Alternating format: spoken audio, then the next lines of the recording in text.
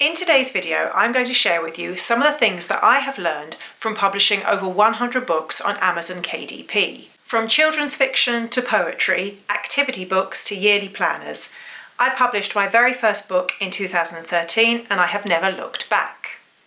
Of those 100 books that I have self-published, 6 of those are children's chapter books, 2 are books about Greece, 1 is a writer's workbook, and 1 is a short story in verse. I also have 1 more which is a children's activity book linked to my chapter books, and then all the other books are low to medium content books, which include notebooks, gratitude journals, dream journals, lots of children's activity books, as well as planners and diaries. Now, when I first started out, Amazon KDP was known as Create Space. So much has changed over the years. Obviously, I started this journey knowing very little compared to what I know now, and there are lots of things that I might have done differently if I started again. So what have I learnt on my Amazon KDP journey, and what advice would I give to anybody starting out?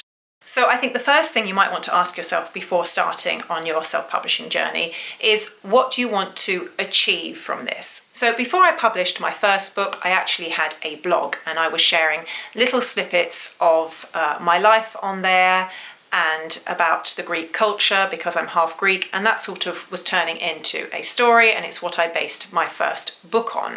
My idea was to publish my first book and then possibly have follow-up books that were centered around that sort of main Greek theme. I did do some research, even though there wasn't a lot at the time.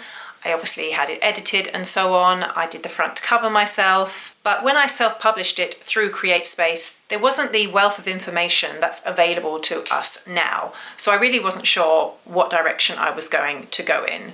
I then wrote a couple of other books before I decided that I really wanted to move into children's fiction, and after that is when I started reading about low content books, and I published my very first notebook on Amazon KDP in 2021. So there was a fair amount of time between my sort of first proper books and before I moved into the sort of low content publishing realm. So you might want to ask yourself, are you going to be writing fiction books, or are you going to go into the low content area of self-publishing? Try and have some idea. I know things can change over the years, but if you've got some kind of path that you want to follow, it makes it easier for you to brand and market yourself later on. Another really important aspect to think about is your brand. So when I published my first books, I was publishing under my name, Ekaterina Botziou, and that was my author name. It was the name of my blog, and it was what I was planning to use for the foreseeable future. When I started creating low content books, I decided to actually form a completely new brand. It was going to be my low content notebooks, planners brand. So I did a lot of research, I came up with a new name, I came up with a logo, and I was going to use that to market my new books and keep them separate from my fiction books and from my children's books. Something really important to note here, and this is something that I didn't know when I first started on my self-publishing journey, is that once you have titled your book and written the author and you've published it, you cannot go back and change that. So you can't change the title of your book and you can't change the author of your book.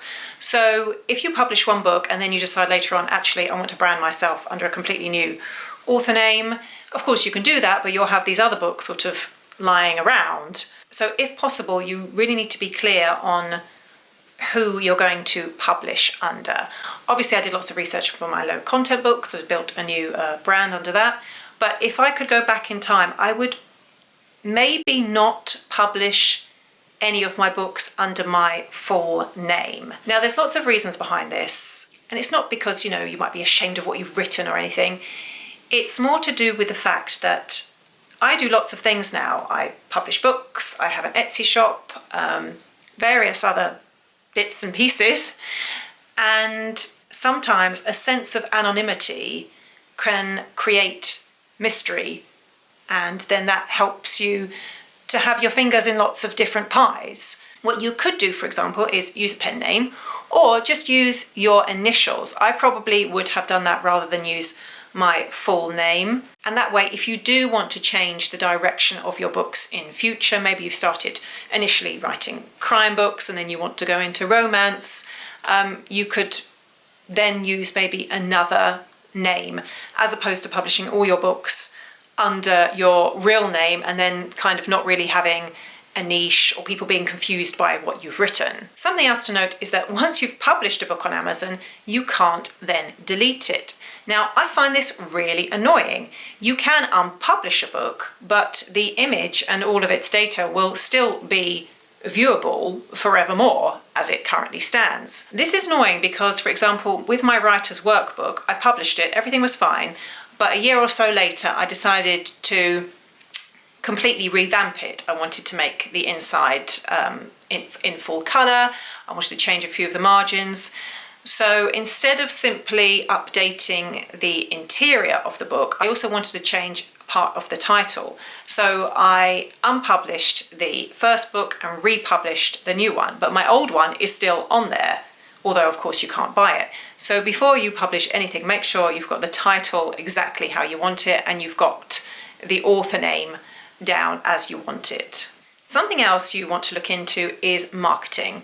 You might think that just uploading your book onto Amazon KDP is it, and that people will suddenly find your book and will be buying it and so on.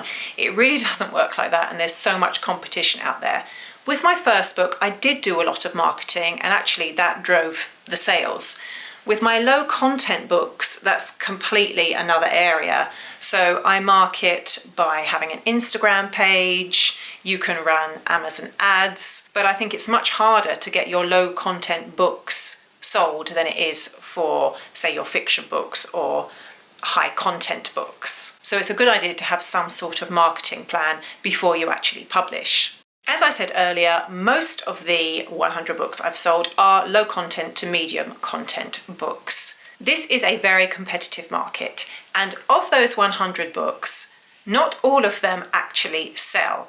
And that's just something that I think you have to accept. I started off with just simple lined notebooks. Some of them sold, some of them didn't. And then I moved on into slightly more medium content like the diaries and calendars, gratitude journals that have got more content inside them, but it's more of a repetitive kind of content. I also then have my children's colouring books, children's activity books. Again, some of those sell regularly, others don't. You'll need to do your research into keywords and so on. There is so much more information out there that you could look up to make sure that your books will sell. But the important thing is just to be aware that some of them won't, and you just have to keep going. Something else that I have learned is that a lot of people think that if you're producing low content books, that means low effort. Perhaps in some cases it does. I mean, there are lots of people now who can just produce things within a few minutes and upload them, but they're going to be really low quality.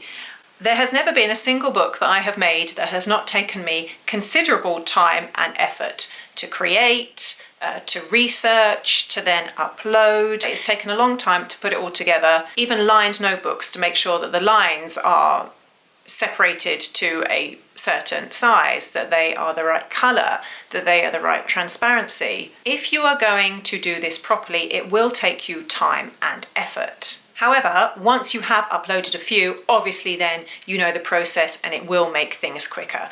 But I do not believe that you can produce a really high quality sellable book in a few seconds like many of these videos are telling you that you can. So my Amazon KDP journey has been very long and I would say quite diverse. Some people only publish low content books, other people will only be publishing stories and novels or children's books, high content books. Whichever path you go, you still need to make sure you are doing your research, promoting your books properly, and following all the guidelines. Something else that you should be aware of if you're going to self-publish books on Amazon KDP is that it's not a quick money-making fix. I know there's lots of videos out there going, oh, you can make £10,000 by selling this one colouring book. Some people do, and good for them, but the rest of us, it's not going to happen. My idea was to produce consistent, high quality books, whether that be low content, medium content, or obviously my stories, and generate a passive income over time. So I think you have to be realistic about the numbers. For me, obviously, when I published my first book, I marketed it and put myself out there, kind of telling people about the book, so it did sell. When I moved into the low content books, I can't even remember when I first had a sale, or which one was my first low content book that made a sale. I can't remember if it was any of my notebooks. I think I had already published a fair few before one of them actually sold. So you can't expect it to be an overnight thing, and anybody that tells you otherwise is lying or already has a massive Amazon KDP following and have got lots of marketing going on as well. There will always be success stories, but you do need to be brutally honest with yourself about why you're going into this field, what you expect from publishing on Amazon KDP, and yeah, just be realistic about what you want from it. There are some amazing Amazon channels out there. I can't think of any off the top of my head, but there are that I have found that actually do give you really honest, good information and useful advice when self-publishing. So do your research, have a look around, and if anybody is telling you things that you think, then just stay away. Another thing I would say, or something that I've learned, is not to compare yourself with others. Even, for example, here, I have just told you that I've published over 100 books on Amazon KDP. Some of you might think, wow, God, wow, you must be raking it in. There's a reason I've published over 100 books, because I'm not raking in. Otherwise, I would have just done 1 or 2 books and just sat back and watched the gold roll in. You have to be in it for the long run and be happy to do this. If you just think you're just going to make some quick money from it, there's no point in you publishing anything on Amazon KDP.